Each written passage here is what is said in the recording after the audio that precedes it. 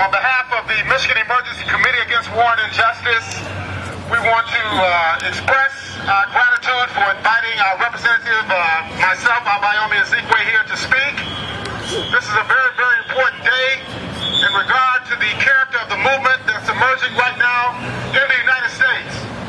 We have to bridge the gap between the various social movements that are emerging throughout the United States. The war issue is very, very important. MCOWI, the Michigan Emergency Committee Against War and Injustice, we started almost 8 years ago. In fact, it has been 8 years.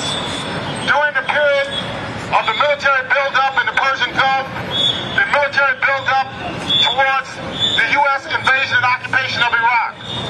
But we understood at that time very clearly that the impact of this war would not just be upon the people of Iraq and the people of the Middle East, but it would have a very, very detrimental impact on the people here in the United States. And that has happened over the last 8 years.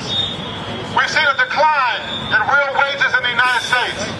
We've seen a decline in employment in the United States.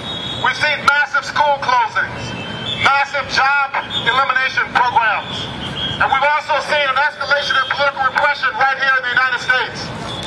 So the bombs that were dropped on Iraq, the bombs that have been dropped on the people of Afghanistan are also exploding in our cities and our rural areas throughout the United States of America. That's right. So we have no reason every day to express our solidarity with the people of Iraq, with the people of Afghanistan, with the people of Colombia and the people of Palestine, the people of Colombia and the people of Latin America, and throughout the world who are also struggling against U.S. imperialism and U.S. capitalism. Now, we're here today as an anti-war contingent, as part of the One Nation rally at the Lincoln Memorial. But what's important for us to understand is that in order to have any real change in this country, we have to be organized from the bottom up. It's good that the trade union movement has taken this initiative. It's good that the civil rights organizations are coming together with the trade unions to build more unity here in the United States. But we have to have a program that calls for jobs, that calls for income, that calls for health care for all, and that calls for the end of all imperialist wars throughout the world. We're spending over $800 billion a year right here in this country, our tax money, that's being used to oppress and exploit people throughout the world.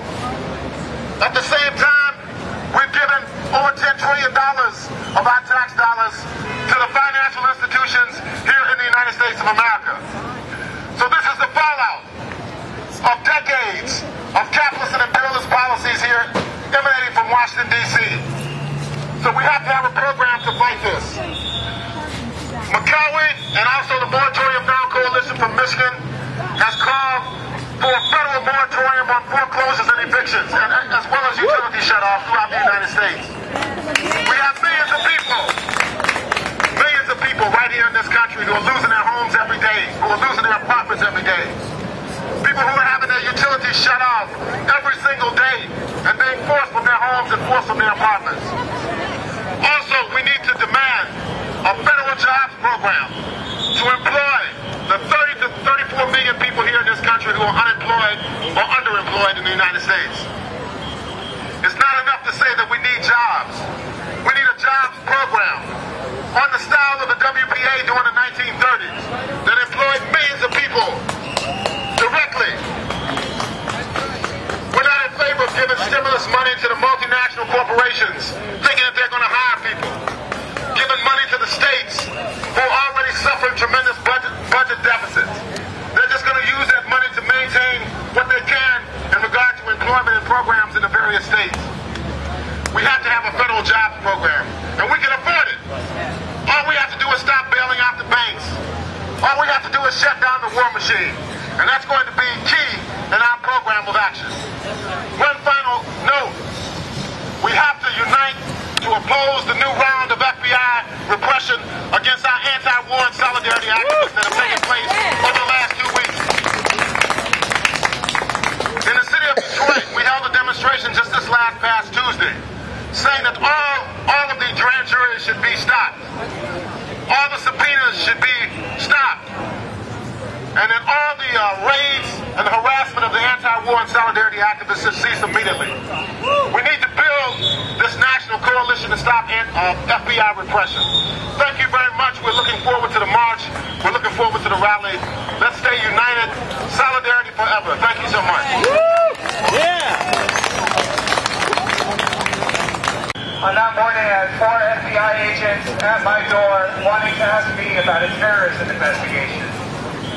They handed down 14 subpoenas to anti-war activists to appear before a federal grand jury in Chicago this Tuesday, October 5th. The agents confiscated computers, phones, documents, newspapers, children's artwork, 28 boxes from one house in Chicago, including a framed photo of Martin Luther King Jr. and Malcolm X shaking hands. Who are these people who are targeted by the FBI? They're all well-known leaders in international solidarity and anti-war work. They're people just like you and me right here. Many of them helped build the powerful demonstrations that brought 30,000 people to the streets of St. Paul in 2008 to protest the policies of war at the Republican National Convention. The groups involved are as diverse as the Palestine Solidarity Group, Students for Democratic Society, the Anti-War Committee, the Columbia Action Network, Fight Back Newspaper, Freedom Road Socialist Organization, and the National Committee to free Ricardo Palmera, who's a Colombian political prisoner here in the Supermax prison in Colorado. Many of these people who had their doors kicked in at 7, 8 in the morning have young children who are traumatized by this incident. So, why is this going on? Everyone wants to know. The FBI says these people are providing, or they want to try and find evidence for material support of terrorism. It's outrageous. The reality is that the FBI wants to put anti-war activists in jail. They want to silence our movement. That's what's going on.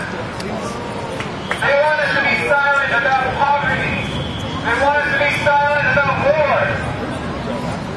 They want us to be silent about racism.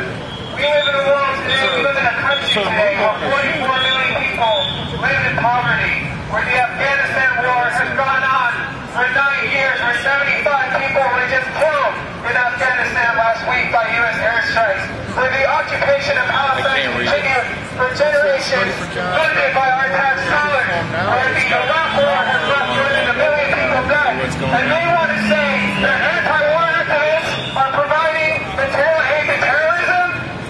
Who is the terrorist here?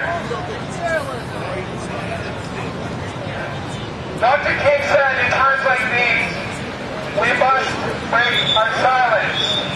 And I want to just quote really quickly from the statement from Black Workers for Justice in North Carolina, which is mobilized against this.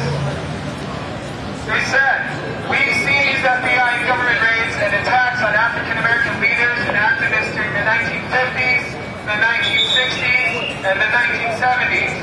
Medgar Evans, Malcolm X, MLK Jr., and members of the Black Panther Party, among others, were assassinated, jailed, beaten, and driven into political exile for leading demonstrations and speaking out against racism, U.S. war, and other injustices.